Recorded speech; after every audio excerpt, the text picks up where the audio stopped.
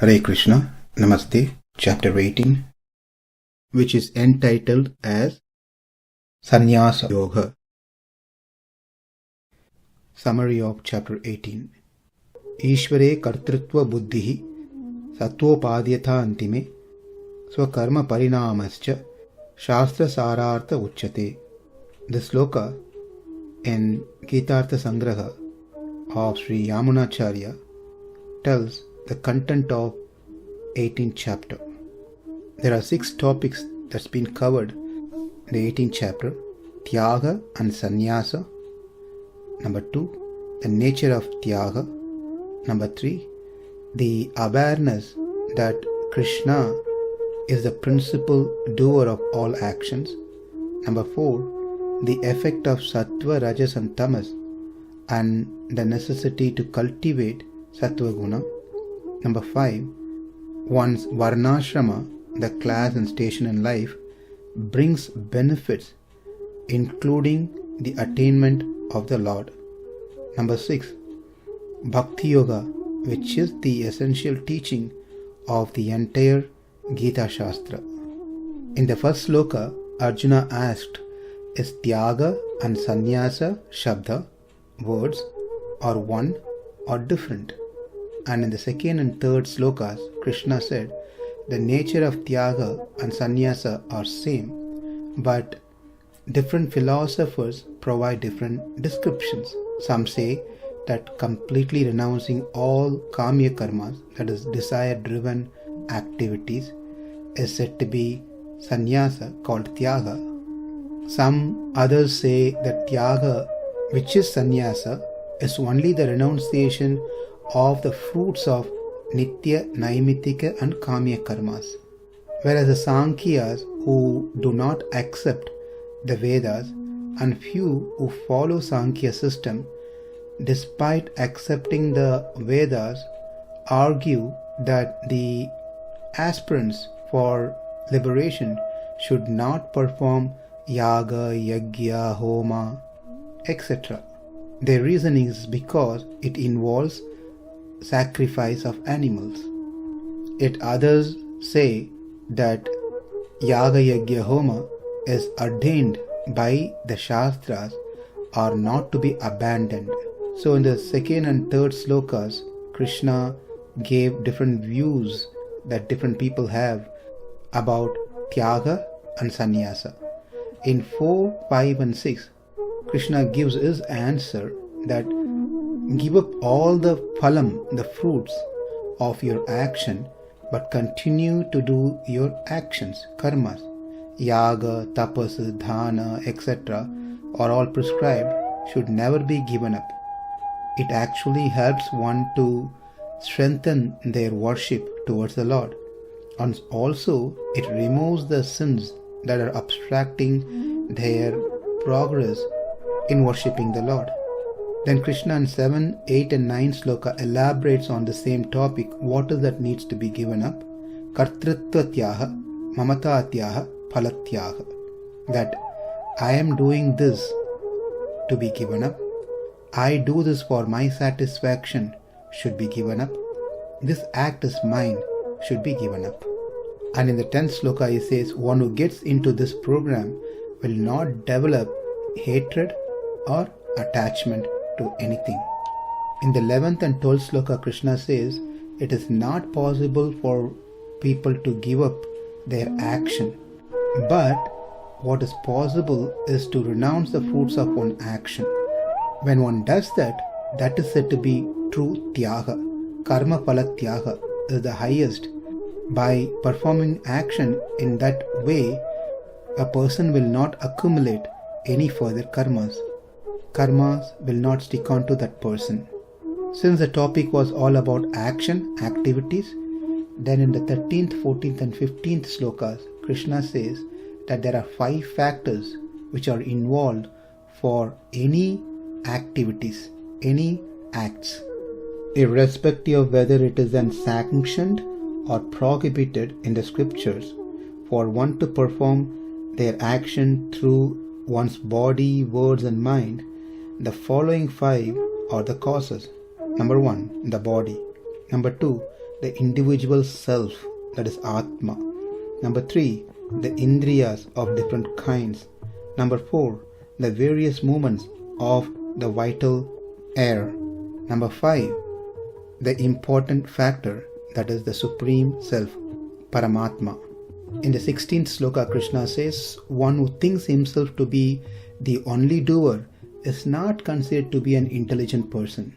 He is a man lacking clear understanding. Whereas one who is aware that Ishvara, the Supreme Lord, is the main agent, in his mind he is very clear that he is not the agent. The fruits of the action is not his, and the action does not belong to him. Such a person, even if he kills in the battle, not only Bhishma and other warriors, actually has not killed anyone. Also, the fruit of such action, when it's performed in that consciousness, does not add to him. This is said in the 17th sloka. Then in the 18th sloka, Krishna says that karma has 3 parts. Karma means action, activities. Knowledge regarding the action to be performed. Number 2, the action to be undertaken. And number 3, the person who knows clearly the action to be performed. And then further he classifies as the karma, which is the object of knowledge. It is also of threefold. Number 1, the means and material required for the performance. Number 2, the karma, yaga, yagya, etc. Number 3, the agent. And in 19th sloka he explains what these 3 are. Jnanam, karma, karta. Knowledge, the act, and the agent, that is the performer of the act. Then in 20, 21 and 22, Krishna describes the threefold classification of knowledge that the agent has. In 20, Satvika Jnana, one who sees no difference between any living entities as they are all undivided in their spiritual nature. Such knowledge of the immutability and the sameness of the self in all the diverse being is Satvika. One who doesn't have that capacity to see the unity among all beings are in Rajasic Jnana. That is explained in 21st. And in 22nd, Krishna explains about Tamasic, one who doesn't have the knowledge of the truth, one who is attached to one's kind of work, or the knowledge of Tamasic. 23, 24, 25, Krishna spoke about 3 classification of karmas. In 23, Satvika karma, where one performs action without attachment, without love or hatred, without desire for fruity results. 24, that action which performed with great desire for reward and with the egoistic thought is said to be Rajasic, whereas those who undertake an action without considering its bad consequences, which may harm other living entities, are said to be in Tamasic. Then in 26, 27 and 28 slokas, Krishna spoke about Satvika Karta, Rajasa Karta and Tamasa Karta. 26, one who performs actions without looking for reward, without the attachment of doership, ownership, who is able to bear with the difficulties that arises while performing any such actions, and he does with enthusiasm, is of type Satvika.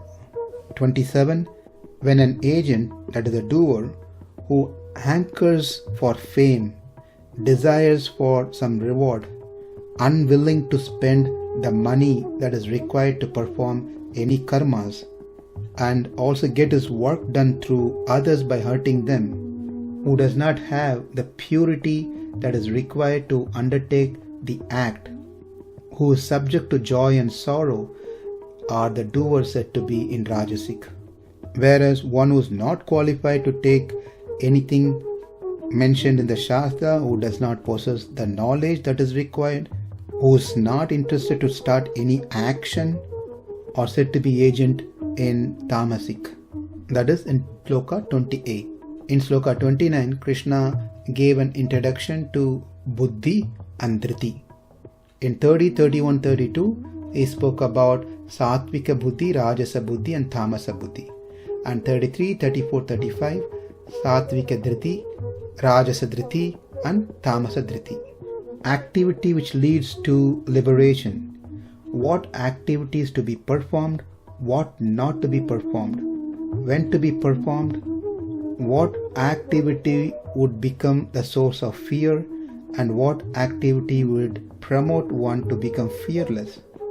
Such intellect which grasps these correctly are said to be in Sattvika.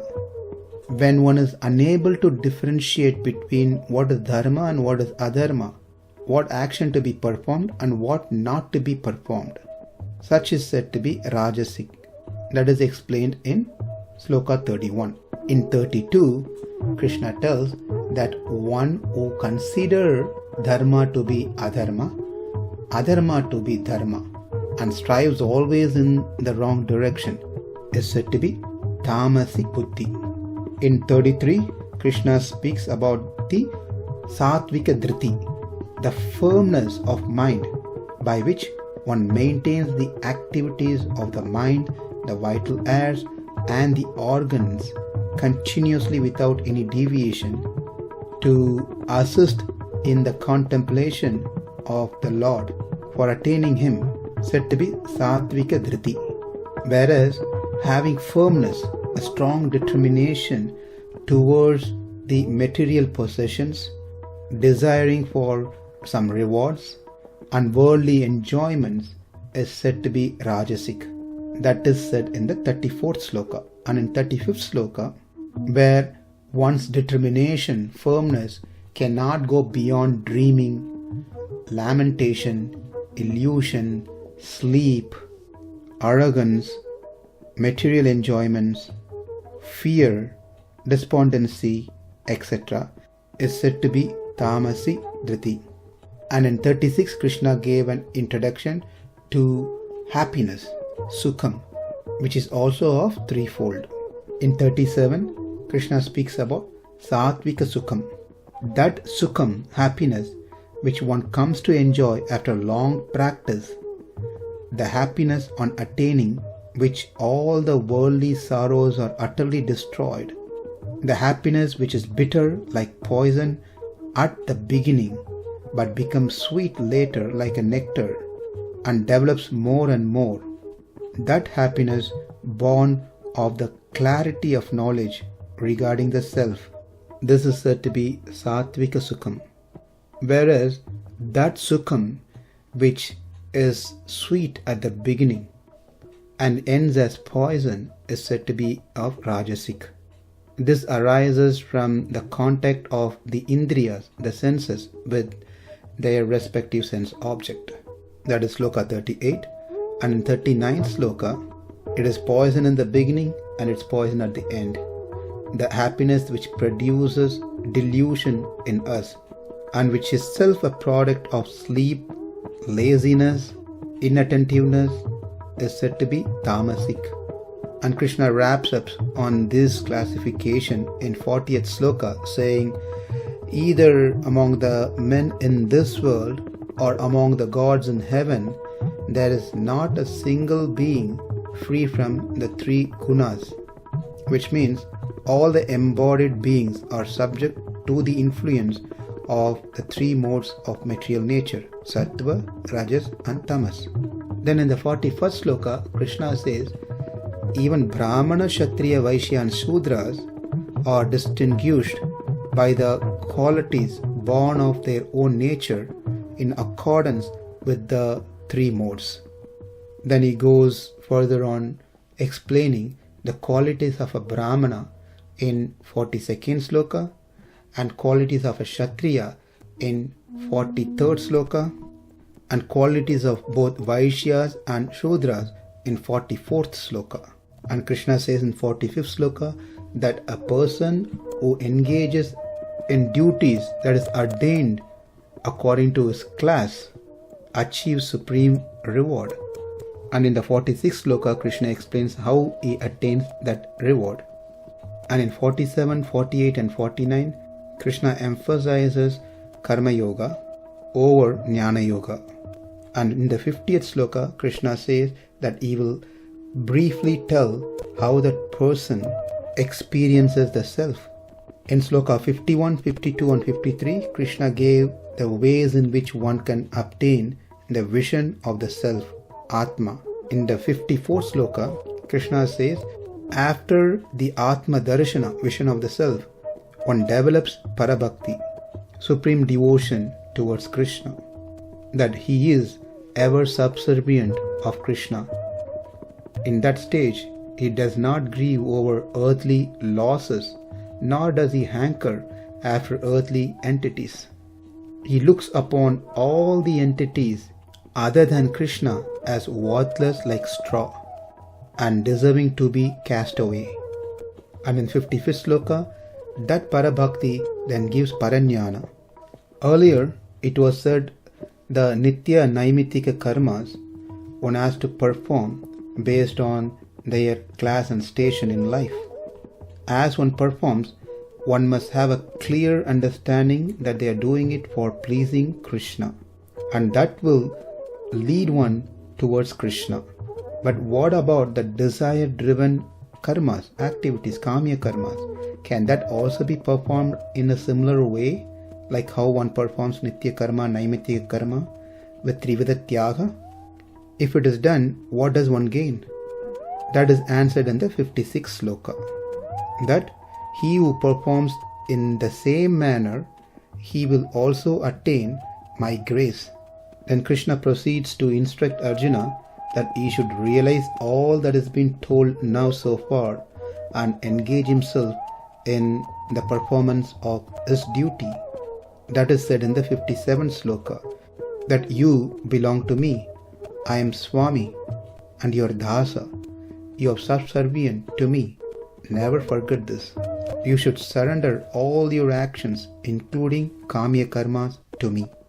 You have to consider me only as the supreme goal. You should retain these thoughts firmly till the end. Keep your mind focused on me ever.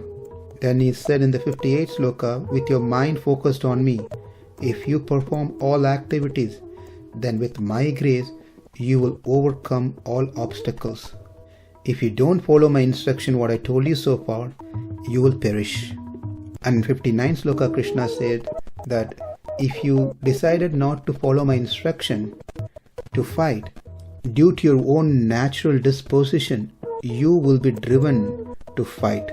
You cannot avoid fighting, Arjuna. And he continues the same on the 60th sloka, that you are going to fight. If you fight based on my instructions, it's good for you. If you fight on your own ideas, it's bad for you. Then in 61st sloka, Krishna said that Ishvara, who is the Lord of all, activates all the being as being situated in the hearts of the beings. He spins them around like the beings mounted on a machine in the form of the body, in tune with their gunas. Then Krishna says in 62nd sloka, Arjuna, seek refuge only in that Lord who is the indweller of all the beings. By his grace, you will get freed from the bondage of karma and attain the highest abode. Then in the 63rd sloka, Krishna says, Arjuna, I have explained to you knowledge still more confidential. Knowledge of Karma Yoga, Jnana Yoga and Bhakti Yoga, which are considered the mystery of mysteries and which has got to be acquired by an aspirant for liberation. You reflect on what has been told to you, instructed to you, and act as you desire. In 64th, Krishna says, I told you all this because you are a very dear friend of me. I spoke this for your benefit. Bhakti Yoga is the greatest secret of all that have been told to you so far. Once again, hear from me the most exalted teaching about it. And then in 65th sloka, Krishna tells the 4 steps which are for one's good.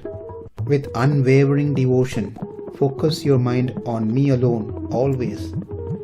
With the same devotion, perform acts constituting my worship.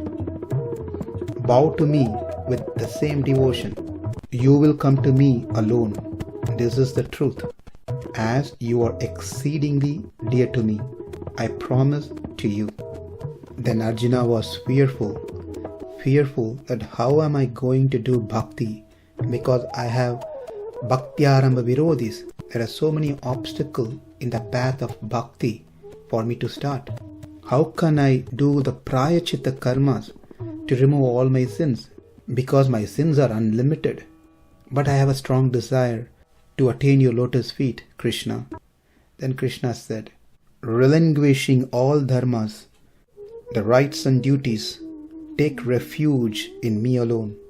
I will free you from all sins. Do not fear, do not grieve. Then in 67th sloka, Krishna instructed Arjuna to whom this knowledge should not be given.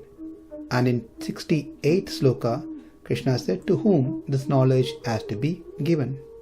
And in 69th sloka, Krishna tells that one who teaches this Gita to others with proper meaning, or rendering a service which pleases me the most, and he will get the same result of one who gets to Parajnana stage, and then to Parama Bhakti, and then attains me.